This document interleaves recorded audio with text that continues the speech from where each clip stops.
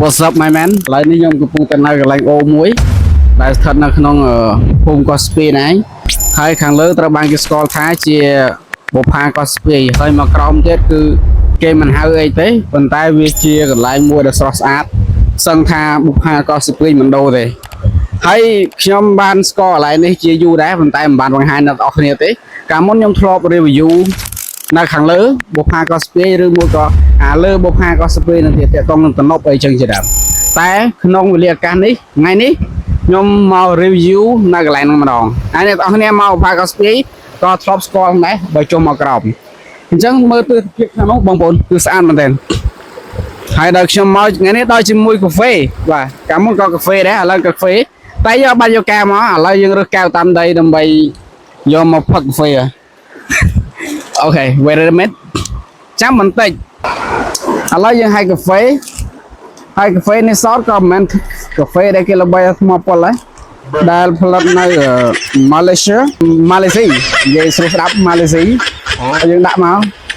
តែបើថាវារករ៉ាក់បន្តិចតែយើងអត់អីទេទស្សនវិជ្ជានឹងអាចទទួលយកបានអានេះគឺ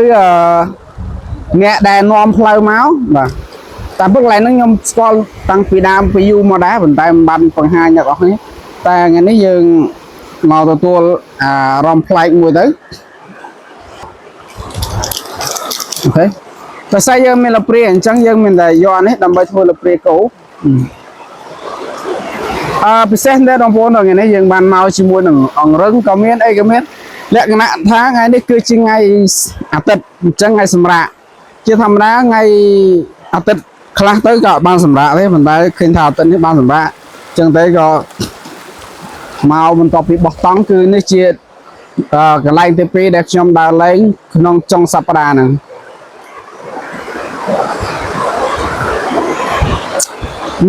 ទៅយបានអូខេអ្នកនរគ្នាបើចង់មកលេងកុំភ្លេចសួរខ្ញុំថានៅកន្លែងណាខ្ញុំនឹងប្រាប់បងប្អូនណៃអ្នកនៅភូមិហ្នឹងមែនអត់បាទឲ្យឈ្មោះអីគេគួរហៀបសុកតាំងលីមឈ្មោះវែងមកអូខេឈ្មោះគាត់គឺខ្ញុំស្គាល់ហើយប៉ុន្តែបងប្អូនអត់ទាន់ស្គាល់ហើយខ្ញុំចាប់គាត់ចូលក្នុងវីដេអូផងខ្ញុំតែបើតែឃើញខ្ញុំអ្នកឯងអញ្ចឹងឲ្យឃើញអ្នកនាំផ្លូវដែរមក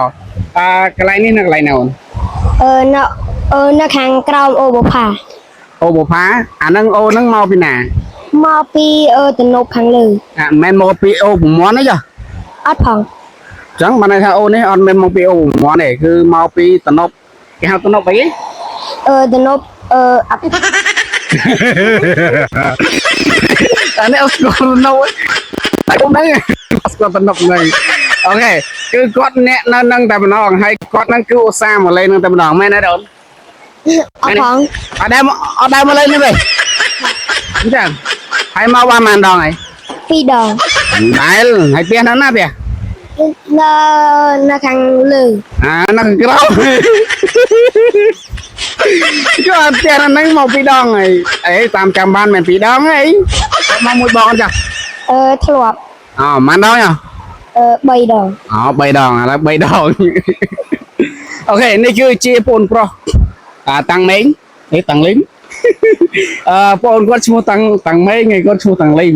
អូខេគឺគាត់នាំផ្លូវមកហើយវីដេអូខ្ញុំមានតែប៉ុណ្ណឹងបងប្អូនហើយបើកុំភ្លេចពេញចិត្តជួយចុច follow subscribe ហ៎នេះ subscribe ហ្នឹងហើយអ្នកទាំងអស់គ្នាជាចុងចំខ្ញុំសូមបញ្ជាក់កន្លែងក្មេងឆ្លើយមិញថាអូហ្នឹងគឺមកពីទំនប់ខាងលើហ្នឹងវាក៏ពិតមែនហើយក៏ប៉ុន្តែជាក់ស្ដែងអូហ្នឹងគឺតែមួយហ្នឹងទេជាមួយនឹងអូពងន់ដែលគេស្គាល់ហ្នឹងអូខេហ្នឹងហើយអញ្ចឹងក្មេងគាត់ដឹងប៉ុណ្ណឹងគាត់ឆ្លើយប៉ុណ្ណឹងហើយជាចុងបញ្ចប់បើសិនជាជួយចិត្តកុំភ្លេចជួយ follow មួយផង